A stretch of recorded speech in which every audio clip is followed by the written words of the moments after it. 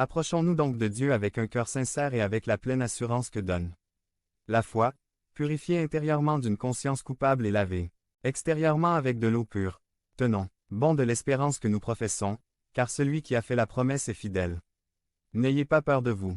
Rapprochez de Dieu, si vous avez un cœur sincère et que vous avez été purifié intérieurement et extérieurement grâce à l'œuvre du Christ par sa grâce. Continuez à vous approcher avec une foi ferme dans les promesses de Dieu car il est fidèle et ne changera pas d'avis au dernier moment.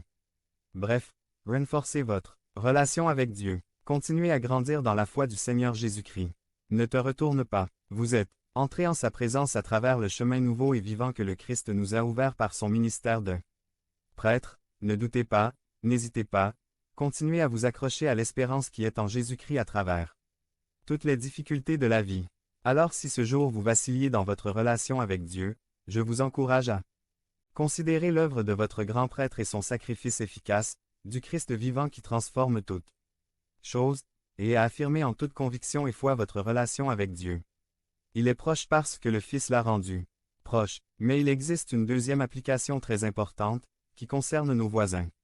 Les versets 24 et 25 disent « Prenons soin les uns des autres, afin de nous stimuler mutuellement à l'amour et aux bonnes œuvres. Ne cessons pas de nous rassembler, comme certains ont l'habitude de le faire, mais encourageons-nous les uns les autres, et d'autant plus maintenant que nous voyons ce jour approcher. Ceux dont les péchés ont été pardonnés, ceux que représentait ce grand prêtre, ceux pour qui il a rendu efficace son sacrifice, devant Dieu, ont été inclus et insérés dans une communauté de grâce, ont été inclus dans l'Église du Seigneur. Dans cette communauté qu'est l'Église, nous vivons en connexion les uns avec les autres, on vit en s'intéressant au bien de l'autre. C'est pourquoi il est nécessaire que nous cherchions intentionnellement à encourager et à être encouragés à vivre conformément à la volonté de Dieu. Il faut continuer à se réunir en famille pour adorer notre Dieu. Le Christ vivant, par sa mort et sa résurrection, a formé une communauté. Et cette communauté vit intentionnellement en se cherchant, en s'encourageant, en s'exhortant. Comme nous le voyons dans le passage, depuis cette époque, il y avait des gens qui pensaient pouvoir vivre le christianisme seuls, isolés de la communauté de foi. Mais ce passage montre clairement à quel point il est important et vital de se rassembler avec d'autres croyants et d'avoir l'intention de s'encourager, de s'exhorter, de se soutenir et de s'aimer les uns les autres. Ne cessez pas de vous rassembler, ne cessez pas de vous préoccuper et de vous intéresser à encourager vos frères et d'être encouragés par eux à devenir de plus semblables à Jésus. Vous avez besoin de l'Église et l'Église a besoin de vous. En termes simples, affirmez votre relation avec vos frères et sœurs. Consolidez bibliquement votre relation avec les autres croyants. Ceci est vital pour votre croissance dans la relation glorieuse avec Dieu que Jésus vous a fournie par sa vie, sa mort et sa résurrection.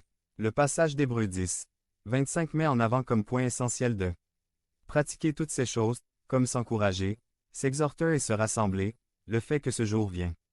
De quel jour parle-t-on? Du jour où notre Christ vivant reviendra sur terre. Un Christ mort ne peut revenir nulle part, mais un Christ vivant transforme toutes choses et donne un sens à notre foi et à nos vies. Dans la ville de Jérusalem, il existe un site traditionnel connu sous le nom de Saint-Sépulcre, car la tradition dit que le Seigneur y a été enterré. Pour jeter un petit coup d'œil rapide à l'intérieur de cette tombe, vous devez faire la queue pendant environ 2 heures. L'année dernière, j'ai eu la chance d'être à Jérusalem et nous avions la possibilité de faire la queue pour le voir et nous avons décidé de ne pas le faire. Car au final, je savais déjà ce que j'allais voir, un tombeau vide. Parce que